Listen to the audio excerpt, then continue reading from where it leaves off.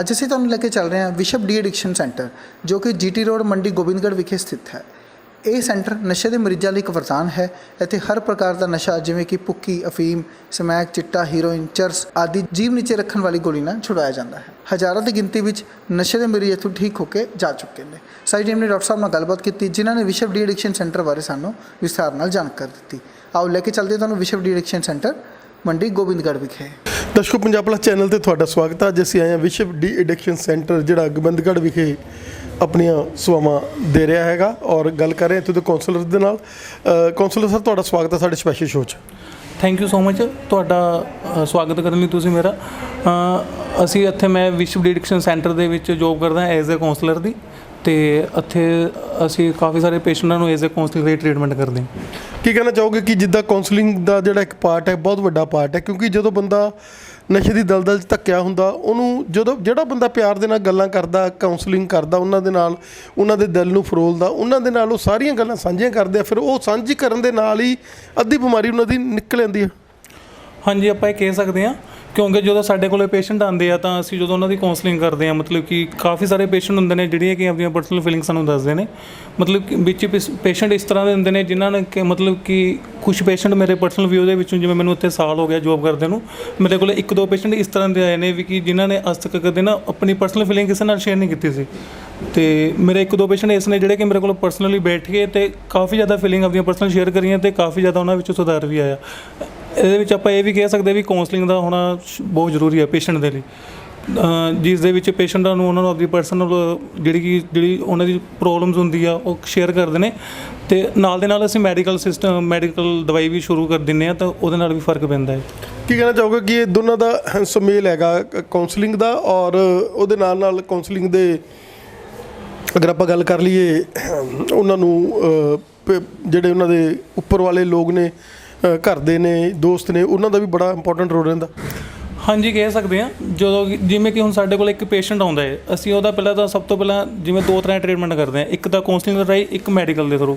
Patient ਨੂੰ ਜਿਵੇਂ ਦਵਾਈ ਦਿੱਤੀ ਜਾਂਦੀ ਆ ਉਹ ਫਿਜ਼ੀਕਲੀ ਸੈੱਟ ਕਰਨ ਵਾਸਤੇ ਦਿੱਤੀ ਜਾਂਦੀ ਹੈ, ਜਿਹੜੀ ਕਿ ਕਾਉਂਸਲਿੰਗ ਰਾਹੀਂ ਉਹਨਾਂ ਨੂੰ ਮੈਂਟਲੀ ਤਾਂ ਕਿ ਸਹੀ ਰਹਿਣ, ਤਾਂ ਕਰਕੇ ਉਹਨਾਂ ਦੀ ਅਸੀਂ ਕਾਉਂਸਲਿੰਗ ਕਰਦੇ ਹਾਂ। ਅਤੇ ਇਨ ਕੇਸ ਕਈ ਵਾਰ ਇਸ ਤਰ੍ਹਾਂ ਦੇ ਪੇਸ਼ੈਂਟ ਹੁੰਦੇ ਆ, ਅਸੀਂ ਉਹਨਾਂ ਦੀ ਫੈਮਿਲੀ ਨੂੰ ਵੀ ਬੁਲਾਉਂਦੇ ਹਾਂ, ਜਿਵੇਂ ਕਿ ਮਦਰ ਹੋ ਗਿਆ ਜਾਂ ਕਈ ਫੈਮਲੀਜ਼ ਖੁਦ ਨਾਲ ਹੁੰਦੀਆਂ ਨੇ ਪੇਸ਼ੈਂਟ ਦੇ, ਤਾਂ ਅਸੀਂ ਉਹਨਾਂ ਦੇ ਫੈਮਿਲੀ ਨਾਲ ਵੀ ਪਰਸਨਲ ਗੱਲ ਕਰਦੇ ਹਾਂ ਅਤੇ ਉਹਨਾਂ ਨੂੰ ਵੀ ਕੁਛ ਸੁਜੈਸ਼ਨ ਦਿੰਦੇ ਹਾਂ ਵੀ ਹਾਂ ਤੁਹਾਡੇ ਬੱਚੇ ਨੂੰ ਜਾਂ ਤੁਹਾਡੇ ਜੋ ਵੀ ਹਸਬੈਂਡ ਆ ਉਹ ਤਾਂ ਹੀ ਸੈੱਟ ਹੋਣਗੇ ਅਗਰ ਤੁਹਾਡਾ ਕੁਛ ਪਾਰਟੀਸਪੇਟ ਹੋਏਗਾ।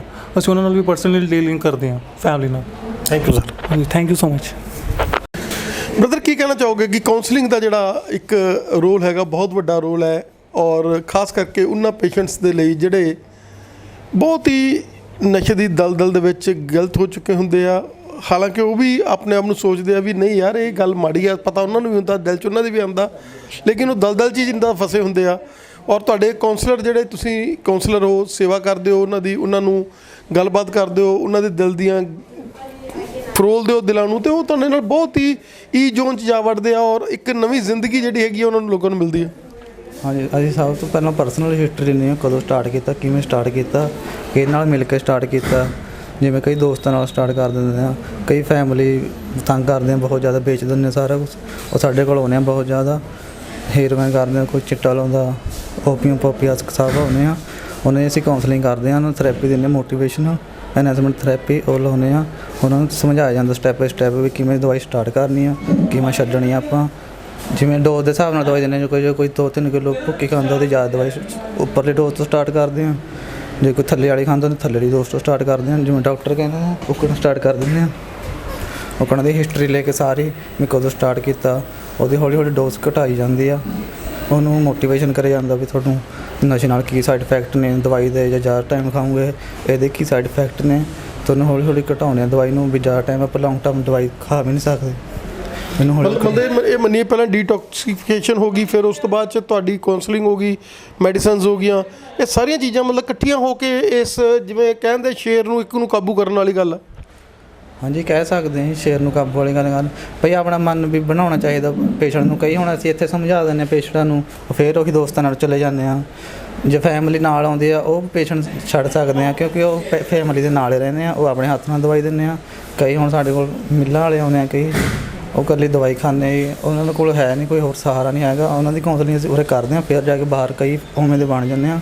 ਕੋਈ 100% ਤੋਂ 80% ਪੇਸ਼ੈਂਟ ਛੱਡ ਦਿੰਦੇ ਆ ਜੀ ਜੋ ਬਾਹਰੋਂ ਮਿਲਣ ਵਾਲੇ। ਸਰ ਕੀ ਕਹਿਣਾ ਚਾਹੋਗੇ ਕਿ ਇਹ ਸੈਂਟਰ ਜਿਹੜਾ 1 ਸਾਲ ਤੋਂ ਲੰਬਾ ਸਮਾਂ ਹੋ ਗਿਆ ਸੇਵਾ ਕਰਦਿਆਂ ਨੂੰ, ਔਰ ਉਸ ਦੇ ਵਿੱਚ ਸੈਂਕੜੇ ਨੌਜਵਾਨਾਂ ਨੂੰ ਜ਼ਿੰਦਗੀ ਮਿਲੀ ਆ ਵੀ ਚਾਹੇ ਕੋਈ ਕਿੰਨਾ ਵੀ ਨਸ਼ਾ ਖਾਂਦਾ ਹੋਵੇ ਤਾਂ ਅਗਰ ਇੱਕ ਵਾਰੀ ਸੈਂਟਰ 'ਚ ਆ ਜਾਂਦਾ ਤਾਂ ਪ੍ਰਮਾਤਮਾ ਉਹਦੀ ਰੱਖਿਆ ਕਰਦੇ ਕਰਦਾ। ਹਾਂਜੀ, ਪਰਮਾਤਮਾ ਹੀ ਕਰਦੇ ਆ, ਬਾਕੀ ਆਪਣੇ ਹੱਥ ਵੀ ਸਾਰਾ ਕੁਝ ਪਰਮਾਤਮਾ ਵੀ ਨਹੀਂ ਛੱਡ ਸਕਦੇ, ਪਰਮਾਤਮਾ ਬਚਾਊਗਾ। ਇਹ ਆਪਣੇ 'ਤੇ ਵੀ ਕਾਉਂਸਲਿੰਗ ਤੇ ਉਹਨਾਂ ਨੂੰ ਸਮਝਾਉਣਾ, ਉਹਨਾਂ ਨੂੰ ਥੈਰੇਪੀ ਦੇਣੀ ਵੀ ਕਿਵੇਂ ਦਵਾਈ ਖਾਣੀ, ਕਿਵੇਂ ਕਰਨਾ, ਕਿਵੇਂ ਰਹਿਣਾ देना। तो सर क्या कहना चाहेंगे कि वो पेशेंट्स जो नशे की दलदल में गिरफ्त हो चुके थे उनको एक नई ज़िंदगी देना, और सैकड़ों की गिनती में पेशेंट्स यहाँ पर जो नशा का मेडिसिन लेकर आज नशे से दूर हो चुके हैं, क्या कहना चाहेंगे कि चाहे कितना भी स्ट्रॉन्ग नशा हो, चाहे वो चिट्टा खाता हो, चाहे उनको पेरेंट्स को ऐसे लगता हो कि अब ये बिल्कुल ही ख़त्म वाले कंगार पे है, उस स्टेज से भी आप लोग वापस ले आते हैं पेशेंट को और उनको काउंसलिंग, उनको मेडिसिन, उनको थेरेपीज देकर आप लोग एक नई ज़िंदगी दे रहे हो।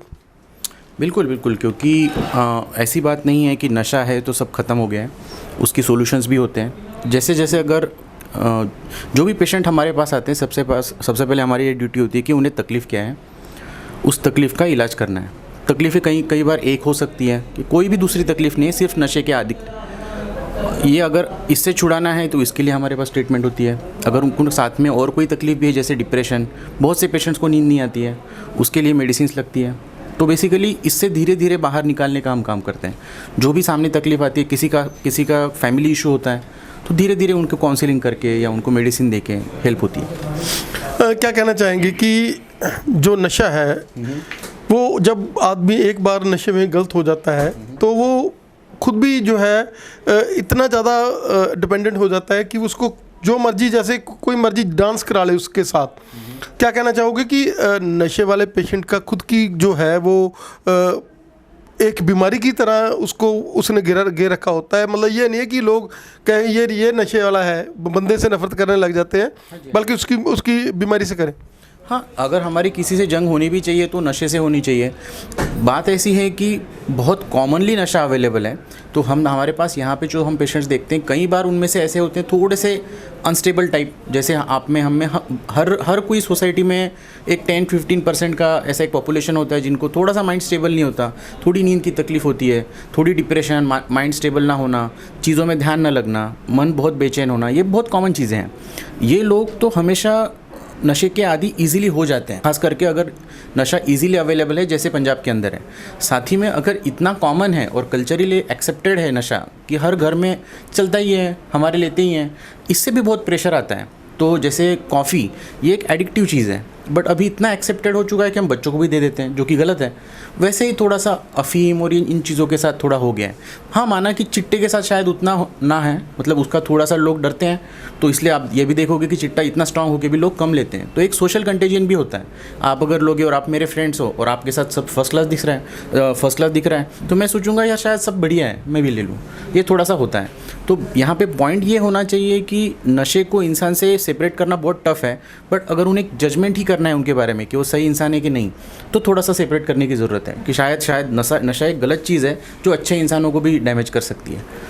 सर क्या कहना चाहेंगे, आपके पास जैसे बहुत ही हाई क्लास जो है नर्सिंग स्टाफ है और काउंसलिंग के लिए, क्योंकि कई बार पेरेंट्स की काउंसलिंग करनी पड़ती है, लेडीज़ को कई बार कोई बातें ऐसी होती हैं जो शेयर नहीं कर सकती जेंट्स के साथ, तो यहाँ पर एक ऐसा एटमॉस्फेयर है, इतना स्टाफ है आप लोगों के पास कि जो भी फैमिली की काउंसलिंग होती है वो भी हो जाती है, और उसके साथ साथ फिर हम रूट कॉज को ले लेते हैं, क्या काज था? राइट, बिल्कुल। देखिए, अगर मैं ज़रूरत से ज़्यादा खाना भी खा रहा हूँ तो भी सिर्फ मैं नहीं, मेरी फैमिली अफेक्ट होगी। ये तो छोटे से खाने की बात हुई। अगर नशा कर रहे हैं तो ऑफकोर्स पूरी फैमिली अफेक्ट होगी। अगर ये एक बीमारी है तो ये जनरली मैं तो हमेशा कहूँगा कि ये इंडिविजुअल्स को अफेक्ट नहीं करती, फैमिलीज़ को अफेक्ट करती है। एक फैमिली का बीमारी हो जाता है। कई बार ऐसा भी हो जाता है कि उसको जिस तरह से फैमिली वाले रिएक्ट करते हैं नशे वाले को, वो भी थोड़ा सा टॉक्सिक होता है, उसमें भी करेक्शन की ज़रूरत होती है। ऐसा नहीं कि उसे ब्लेम करो। कई बार ऐसा भी होता है कि पेशेंट्स कहते हैं कि घर पर इतनी परेशानी है इसलिए मैं ज़्यादा नशा लेता हूँ। पेशेंट्स कहते हैं कि हमें इतना टोकते हैं नशा लेते हो कि अभी अभी मैं उनके साथ रहता नहीं, मैं अपना अपना रहता हूँ। अच्छा नशा लेते हो क्या? हाँ नशा लेता हूँ अभी भी। तो थोड़ा सा ऐसा हो जाता है। तो अगर इलाज भी करना है तो फैमिली का करना पड़ता है। अगर कोई वाइफ है जो साथ में आ रही है और सिर्फ वो उसे परेशान कर रही है कि नशा छोड़ते क्यों नहीं, नशा छोड़ते क्यों नहीं है, तो शायद कई बार कहीं ना कहीं उन्हें भी बताने की ज़रूरत है कि यार ये छोड़ना चाहते भी हों तो शायद किसी वजह से छोड़ नहीं पा रहे हैं, नशे इतने स्ट्रांग है कि उसको छोड़ना भी बहुत टफ है। तो शायद उसमें भी कुछ हेल्प लगेगी। कई बार ऐसा होता है कि रिलेटिव्स को कुछ इशू होती है, डिप्रेशन होती है, उसको ट्रीट करना पड़ता है। सो ऑल इन ऑल एक होलसम ट्रीटमेंट हमें पूरी फैमिली की करनी पड़ती है। दर्शकों, आज हम आए हुए हैं विश्व डी एडिक्शन सेंटर जो गोविंदगढ़ में अपनी सेवा दे रहा है, और सबसे बड़ी बात है कि यहाँ हर चीज़ सीक्रेट रखी जाती है। क्या कहना चाहेंगे सर, चाहे उसका भाई ब्रदर ही आ जाए, क्योंकि हमारी सोसाइटी में ये बहुत स्टिग्मा है, अगर कोई बंदा है तो उसको लगता है कि यार लोग क्या कहेंगे। जैसे वो पिक्चर भी आई थी ना संजू वाली, संजय खान वाली पिक्चर जो अपने जिसमें सारा दिखाया था उन्होंने भी, कि उनको लगता है कि हमें लोग क्या कहेंगे। ये तो पंजाब में तो ये चीज़ बहुत प्रचलित है, तो यहाँ पर आप लोग बिल्कुल सीक्रेट रखते हैं हर चीज़? बिल्कुल। सी फर्स्ट ऑफ ऑल ये नहीं होना चाहिए, ऐसा नहीं होना चाहिए कि शराब लेना नॉर्मल है, चल जाता है, सब मतलब सब एक्सेप्ट कर रहे हैं, पर उसका इलाज नहीं लेना चाहते पब्लिकली। लोगों को पता नहीं होना चाहिए कि मैं इसका इलाज लेता हूँ, मतलब मेरी तकलीफ़ इतनी बड़ी है कि मुझे इलाज लेना पड़ता है। लोगों को इस चीज़ से शर्म है, तकलीफ़ से उतनी शर्म नहीं है। तो ये तो एक चीज़ है कि जितना कल्चर में नशा कॉमन है उतना शायद नशे की ट्रीटमेंट कॉमन नहीं है, इतना एक्सेप्टेड नहीं है। कहीं ना कहीं कल्चर ट्रीटमेंट लेने वालों को वीक भी समझता है। तो ये चीज़ें थोड़ी थोड़ी डिस्कशन से कम होगी यार, ऐसे वैसे तो नहीं होगी। अगर मैं भी ऐसे जज करने बैठूं कि ऐसे कैसे नहीं समझते, शायद उनकी भी कोई वजह होगी। तो ये सारी जब हम डिस्कशन करेंगे, आप फैलाएंगे इन्फॉर्मेशन, तभी लोगों को पता चलेगा कि चलो ठीक है नशा है तो है, बस उसकी ट्रीटमेंट को भी एक्सेप्ट करना चाहिए, तब जाके सबका फ़ायदा होगा, ताकि पेशेंट्स को आते वक्त शर्म ना लगे।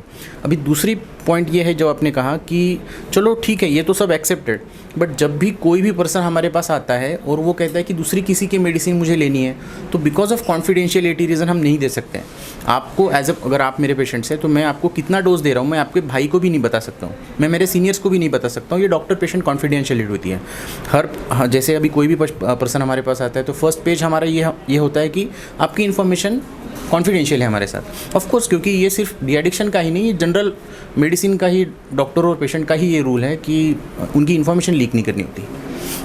दर्शकों, आज हम जैसे बैठे हुए हैं और यहाँ पर हर तरह की मानसिक बीमारियाँ, केवल नशा खिड़ाई नहीं है, उसके साथ साथ डिप्रेशन, उसके साथ साथ चाइल्ड साइकियाट्री के ऊपर भी डॉक्टर साहब बहुत बड़ा काम कर रहे हैं। और किसी को गुस्सा ज़्यादा आना, एंग्रिंग होना, अपने आप को पता नहीं चलना चीज़ों का, वहम करना, हर चीज़ का यहाँ पर इलाज है। डॉक्टर साहब का हमें समय देने के लिए बहुत बहुत धन्यवाद। Thank you so much.